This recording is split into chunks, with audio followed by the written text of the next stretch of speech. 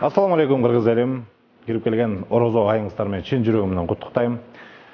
Бардыгыбыз мынакей орозо учурунда кантип туура машыгуу жана ошондой эле орозо учурунда деги эле спорт менен машыкса болобу деген темада көптөрүңүздөр суроо калтырып кеткен учурлар бар. Бул учурда биз сиздерге толук жана жакшы кылып жооп бермекчибиз.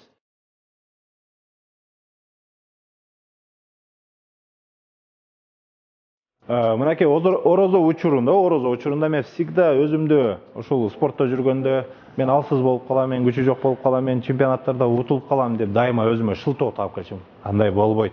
Андай болбойт. Кармашыбыз керек экен.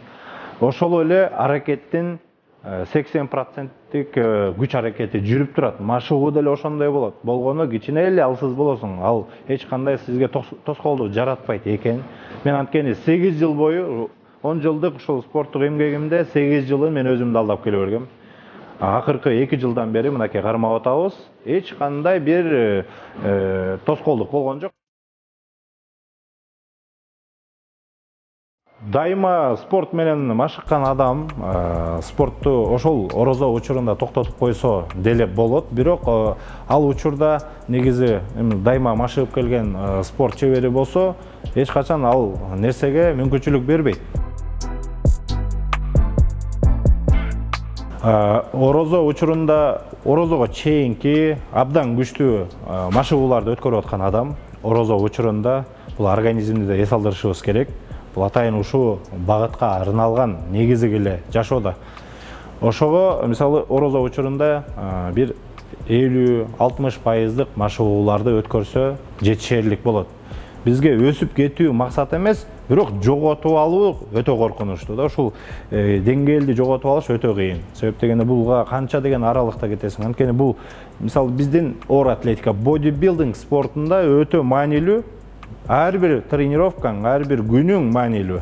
Ошондуктан бир ай биз үчүн эгер кылбай кала турган болсок, чоң жоготуу эс алса деле болот. Бирок ал учурда биздин ушул күчтөнүп аткан баягы максималдуу аракетибиздин баардыгы пайдасы жоголот.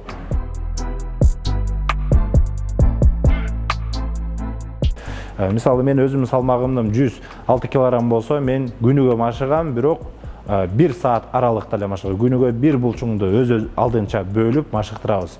Себеп дегенде анткени деген баягы ооз ачаардын астында эле 1 саат калган убакта болот машыгуу учуру.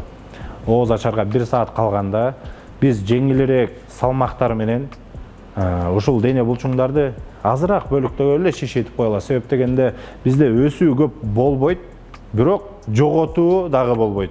Жакшы мүмкүнчүлүк бар, эгер убакыттан тар болуп аткан болсо, ооз ачарга 1 саат аралыкта машыгып, анан кийин тамактанса болот. Бирок эгер убакыт болсо, ооз ачкандан кийин 15-20 мүнөттөн кийин жеңил көнүгүүлөр жасап, анан кийин жакшы бир толук 1,5 саат аралыкты өзүнүн денесине убактысына арнаса болот да.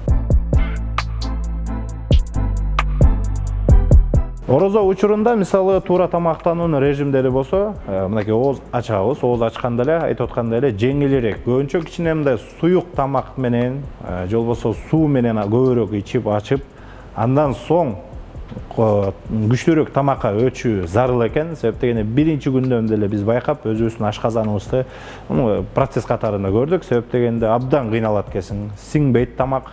Анткени кечки ашказан ачка болгондуктан эле бири-бирине жабышып калган абалда болгонго айтор ооруйт. Ошондуктан андай болбош үчүн көп да тамак жебей эле, анан кийин жеңилирээк тамак, бирок өтө пайдалуу тамактарды жешибиз керек. Сууга, бууга бышкан тамактар болушу керек өзү.